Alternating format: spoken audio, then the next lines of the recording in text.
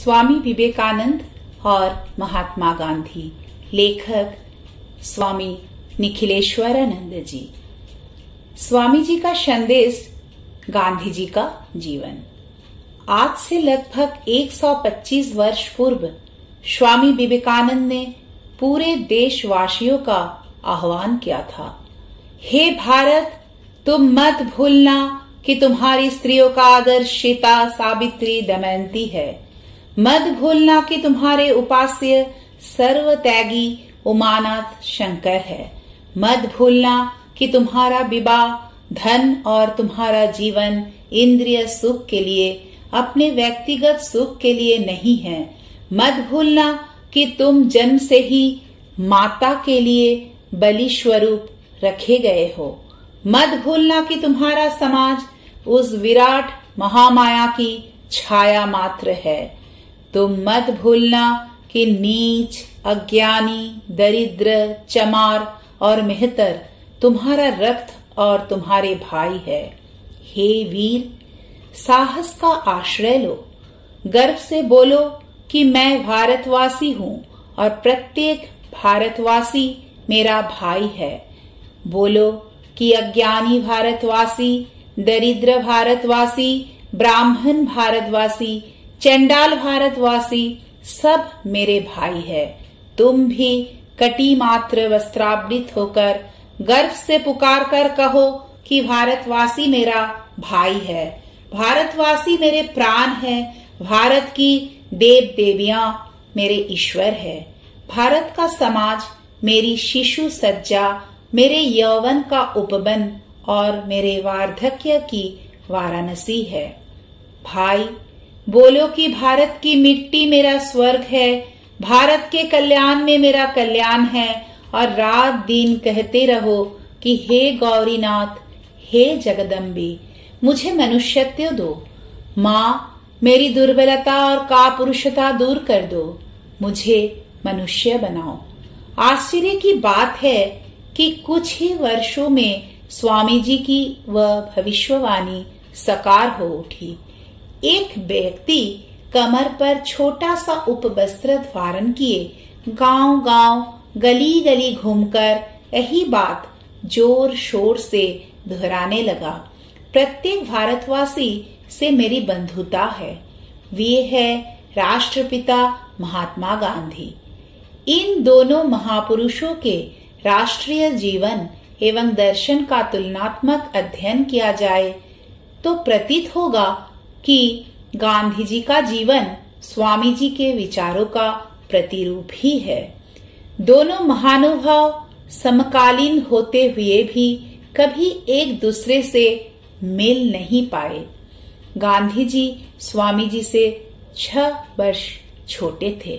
गांधी जी ने स्वामी जी को दक्षिण अफ्रीका में एक धर्म प्रचारक के रूप में आमंत्रित किया था, किंतु स्वामी जी जा नहीं सके। कलकत्ता में जनवरी 1902 में गांधी जी कांग्रेस अधिवेशन के लिए आए थे। बेलूर मठ भी गए, पर स्वामी जी अस्वस्थ होने के कारण उनसे नहीं मिल सके। तत्पश्चात 6 महीने बाद स्वामी जी का निधन हो गया। दोनों के विचारों एवं आदर्शों में अद्भुत साम्य था। स्वामी जी के स्वाधीनता, नारी उत्थान, जन जागृति, सर्वधर्म समन्वय, सनातन धर्म की पुनः प्रतिष्ठा, दरिद्र नारायण की सेवा, अस्पृश्यता निवारण आदि विचारों को मूर्त करने के लिए ही मानो गांधी जी का जन्म हुआ था। 2 महान देशभक्त। मद्रास में स्वामी जी ने मेरी समर योजना विषय पर भाषण देते हुए सच्चे देशभक्त की परिभाषा कुछ इस प्रकार दी थी। ये मेरी भावी सुधारकों, मेरे भावी देशभक्तों, तुम अनुभव करो। क्या तुम अनुभव करते हो? क्या तुम हृदय से अनुभव करते हो कि देव और ऋषियों की करोड़ों संतानें आज पशु तुल्य हो गई है? क्या तुम हृदय से अनुभव करते हो कि लाखों आदमी आज भूखों मर रहे हैं और लाखों लोग शताब्दियों से इसी भांति भूखों मरते आए हैं? क्या तुम अनुभव करते हो कि अज्ञान के काले बादल ने सारे भारत को आच्छादित कर लिया है? क्या तुम यह सब सोचकर बेचैन हो जाते हो? क्या इस भावना ने तुमको निद्राहीन कर दिया है?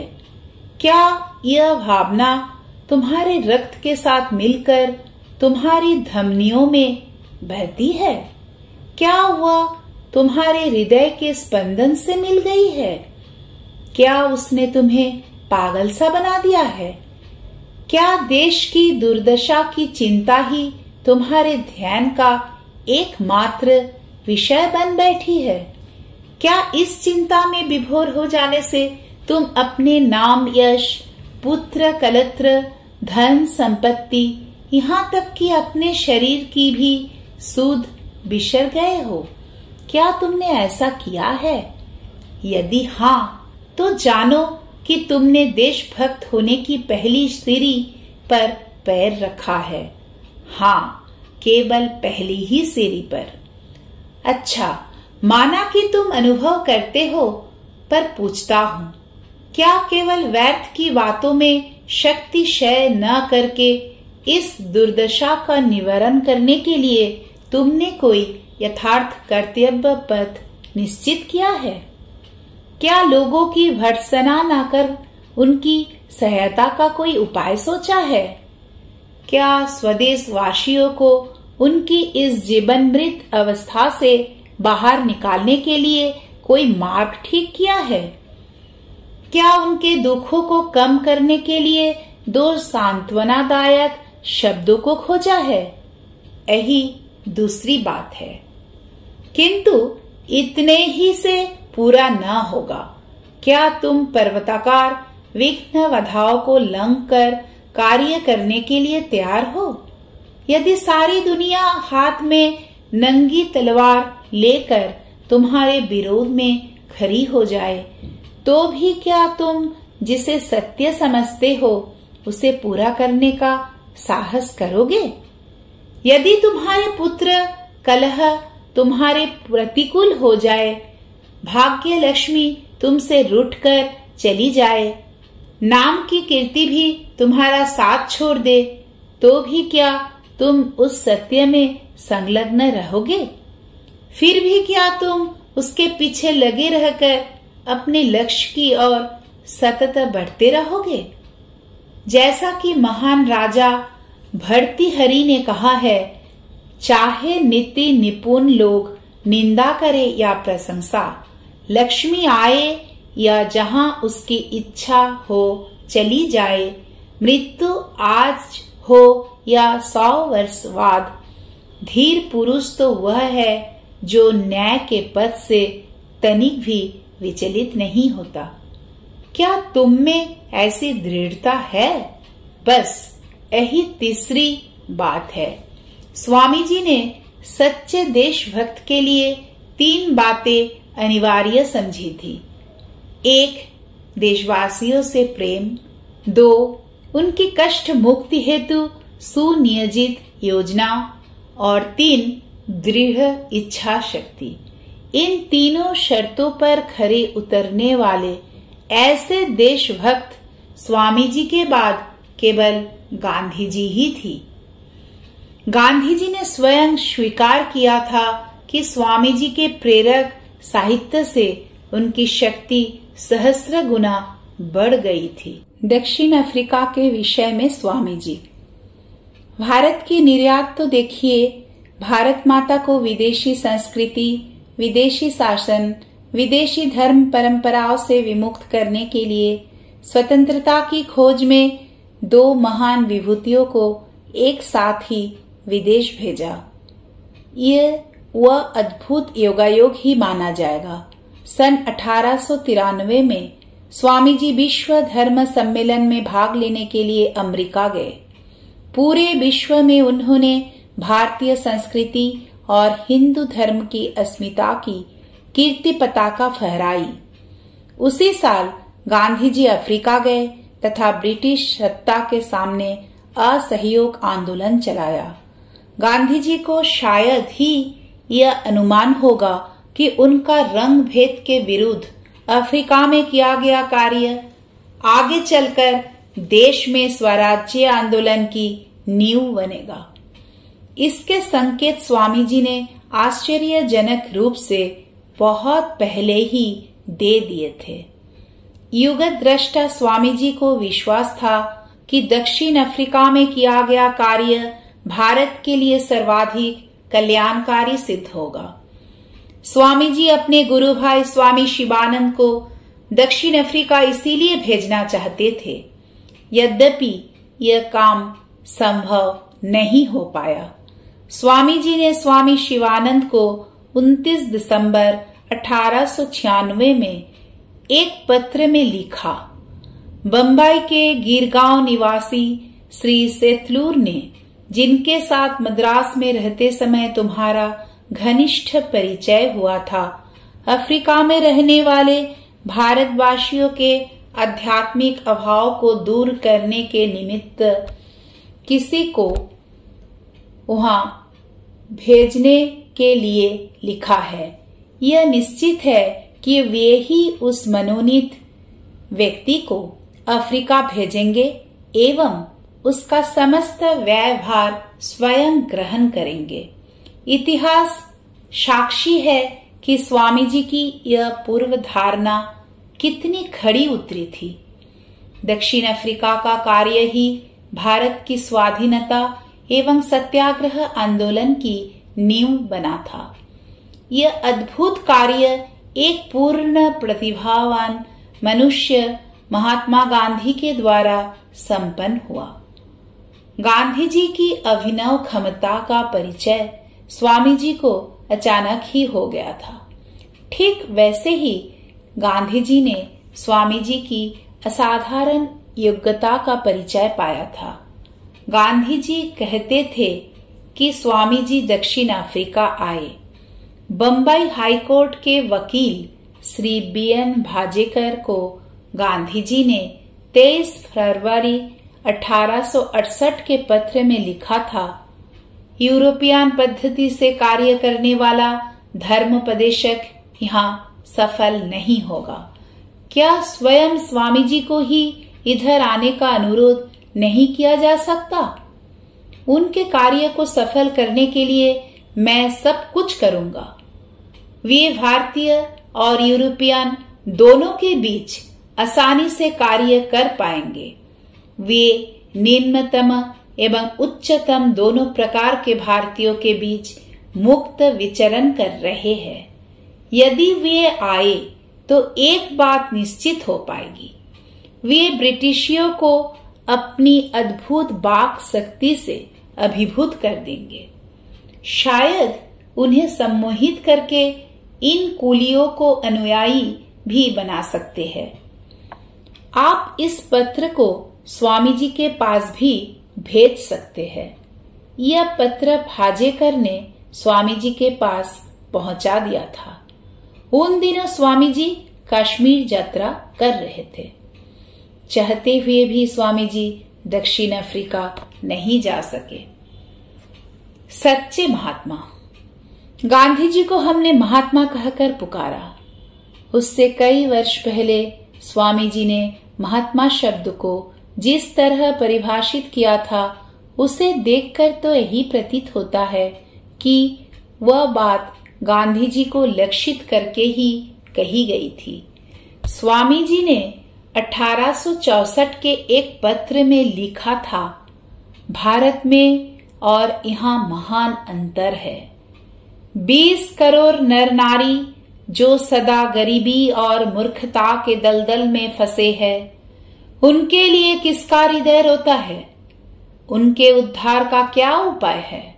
कौन उनके दुख में दुखी है? वे अंधकार से प्रकाश में नहीं आ सकते। उन्हें शिक्षा नहीं प्राप्त होती। उन्हें कौन प्रकाश देगा? कौन उन्हें द्वार द्वार शिक्षा देने के लिए घूमेगा? वे ही तुम्हारे ईश्वर है। वे ही तुम्हारे इष्ट बने। निरंतर इन्हीं के लिए सोचो, इन्हीं के लिए काम करो, इन्हीं के लिए निरंतर प्रार्थना करो। प्रभु तुम्हें मार्ग दिखाएंगे। मैं धनवान और उच्च श्रेणी की अपेक्षा इन पीड़ितों को ही धर्म का उपदेश देना पसंद करता हूँ। मैं न कोई तत्व जिज्ञासु हूँ, न दार्शनिक हूँ और न सिद्ध पुरुष हूँ। मैं निर्धन हूँ और निर्धनों से प्रेम करता हूँ। इस देश में जिन्हें गरीब कहा जाता है उन्हें देखता हूँ। भारत के गरीबों की तुलना में इनकी अवस्था अच्छी होने पर भी यहाँ कितने लोग उनसे सहानुभूति रखते हैं। मैं उसी को महात्मा कहता हूँ जिसका हृदय गरीबों के लिए द्रवित होता है, अन्यथा वह दुरात्मा है। स्वामी जी की तरह गांधी जी ने भी अपना जीवन दीन दलितों की सेवा में समर्पित कर दिया। दोनों महापुरुषों में गरीबों के प्रति संवेदना का कारण भी एक ही था। दोनों ने भारत के दीन दुखियों का जीवन बहुत समीप से देखा था। श्री रामकृष्ण देव की महासमाधि के बाद स्वामी विवेकानंद जी ने पूरे भारत का परिभ्रमण एक परिव्राजक के रूप में किया। साधारण जनता के जीवन का, उनकी समस्याओं का स्वामी जी के निकट से अवलोकन किया था। गांधी जी ने भी दक्षिण अफ्रीका से लौटकर भ्रमण किया और जनता का दुख दर्द आत्मसात करने का प्रयास किया था। दरिद्र नारायण की सेवा। आचार्य विनोबा भावे ने लिखा था, दरिद्र नारायण शब्द स्वामी विवेकानंद ने विशेष रूप से प्रदान किया है।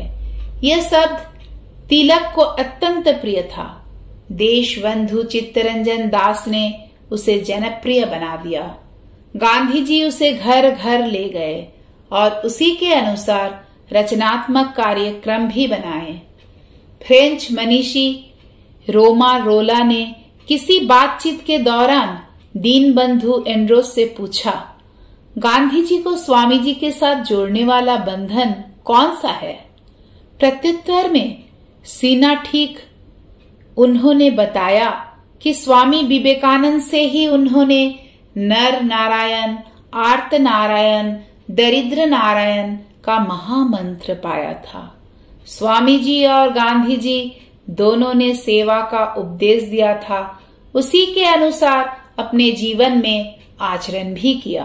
गांधी जी के प्रमुख कार्य में दक्षिण अफ्रीका में गरीबों की सहायता, दरिद्र की सेवा, मजदूरों को शोषण मुक्त करना है। ये सारी बातें आज सर्वविदित है।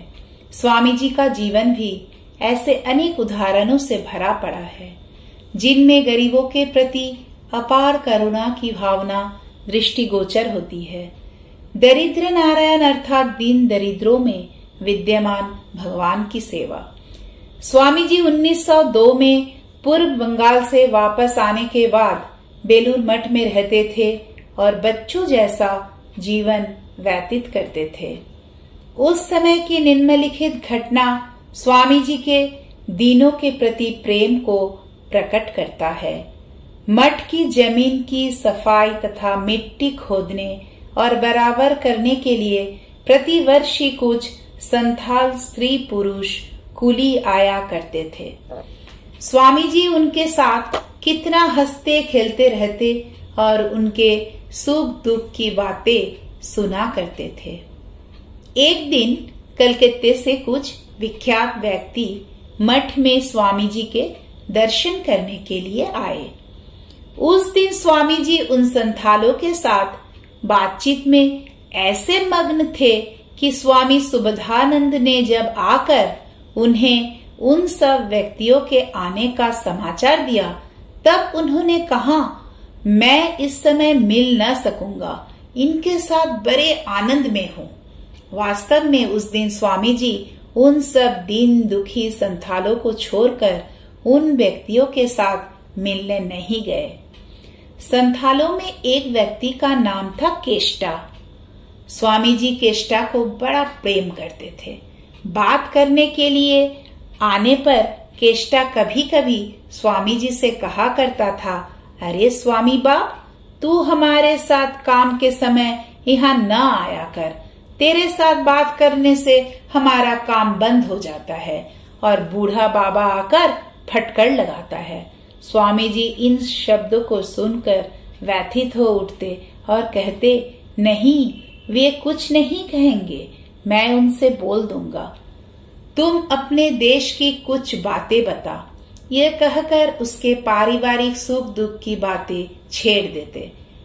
एक दिन स्वामी जी ने केष्टा से कहा, अरे तुम लोग हमारे यहाँ खाना खाओगे? केष्टा बोला, हम अब और तुम लोगों को छुआ नहीं खाते। ब्याह जो हो गया है, तुम्हारा छुआ नमक खाने से जात जाएगी रे बाप। स्वामी जी ने कहा, नमक क्यों खाएगा रे? बिना नमक डालकर तरकारी पका देंगे तब तो खाएगा ना। केष्टा उस बात पर राजी हो गया। इसके बाद स्वामी जी के आदेश से मठ में उन सब संथालों के लिए पूड़ी, तरकारी, मिठाई, दही आदि का प्रबंध किया गया और वे उन्हें बिठाकर खिलाने लगे। खाते खाते केष्टा बोला, हाँ रे स्वामी बाप, तुमने ऐसी चीजें कहाँ से पाई है? हम लोगों ने कभी ऐसा नहीं खाया। स्वामी जी ने उन्हें तृप्ति भर भोजन कराकर कहा, तुम लोग तो नारायण हो, आज मैंने नारायण का भोग दिया। स्वामी जी जो दरिद्र नारायण की सेवा की बात कहा करते थे, उसे वे इसी प्रकार स्वयं करके दिखा गए हैं। भोजन के बाद जब संथाल लोग आराम करने गए तो अब स्वामी जी ने शिष्य से कहा, इन्हें देखा, मानो साक्षात नारायण है। ऐसा सरल चित्त, ऐसा निष्कपट सच्चा प्रेम कभी नहीं देखा था। अछूतों के प्रति करुणा। स्वामी विवेकानंद और महात्मा गांधी दोनों का हृदय अस्पृश्यों के प्रति करुणा से परिपूर्ण था। इसी करुणा से द्रवित होकर स्वामी विवेकानंद जी ने कहा था, देश इन गरीब दुखियों के लिए कुछ नहीं सोचता है रे। जो लोग हमारे राष्ट्र की रीढ़ है, जिनके परिश्रम से अन्न पैदा हो रहा है, जिस मेहतर डोमों के एक दिन के लिए भी काम बंद करने पर शहर भर में हाहाकार मच जाता है, हाय, हम क्यों ना उनके साथ सहानुभूति करें, सुख दुख में उन्हें सांत्वना दे। क्या देश में ऐसा कोई भी नहीं है रे? ये देखो ना, हिंदुओं की सहानुभूति न पाकर मद्रास प्रांत में हजारों पैरिया ईसाई बने जा रहे हैं। पर ऐसा न समझना कि केवल पेट के लिए ईसाई बनते हैं। असल में हमारी सहानुभूति न पाने के कारण वे ईसाई बनते हैं। हम दिन रात उनसे केवल यही कहते रहे हैं, छुओ मत, छुओ मत। देश में क्या अब दया धर्म है भाई? केवल छुआछूत पंथियों का दल रह गया है। ऐसे अचार के मुंह पर मार झाड़ू, मार लात। इच्छा होती है तेरे छुआछूत पंथ की सीमा को तोड़कर अभी चला जाऊं, जहां कहीं भी पतित, गरीब, दीन दरिद्र हो, आ जाओ। ये कह कहकर उन सभी को श्री रामकृष्ण के नाम पर बुला लाओ। इन लोगों के बिना उठे मां नहीं जागेगी। हम यदि इनके लिए अन्न वस्त्र की सुविधा न कर सके तो फिर हमने क्या किया? हाय, ये लोग दुनियादारी कुछ भी नहीं जानते, इसीलिए तो दिन रात परिश्रम करके भी अन्न वस्त्र का प्रबंध नहीं कर पाते। आओ हम सब मिलकर इनकी आंखें खोल दे। मैं दिव्य दृष्टि से देख रहा हूँ, इनके और मेरे भीतर एक ही ब्रह्म, एक ही शक्ति विद्यमान है। केवल विकास की न्यूनाधिकता है। सभी अंगों में रक्त का संचार हुए बिना किसी भी देश को कभी उठते हुए देखा है? एक अंग के दुर्बल हो जाने पर दूसरे अंग के सबल होने से भी उस देह से कोई बड़ा काम फिर नहीं होता। इस बात को निश्चित जान लेना। स्वामी जी के इन्हीं विचारों के अनुसार रामकृष्ण मठ और मिशन ने प्रारंभ से ही जाति पाति एवं ऊंच नीच के भेदभाव को त्याग कर अपना धर्म कार्य आरंभ किया है। आरंभ में कुछ कट्टरपंथी हिंदुओं ने इसका कड़ा विरोध किया, रामकृष्ण मिशन की हरिद्वार शाखा में सेवारत सन्यासियों को भंगी साधु कहते थे। धीरे धीरे निस्वार्थ सेवा भाव और प्रेम की विजय हुई। जब रोगग्रस्त सन्यासियों को स्वयं इन साधुओं का लाभ लेना पड़ा, ये टीका टिप्पणी समाप्त हो गई। शेष अगले अंक में। जय श्री रामकृष्ण।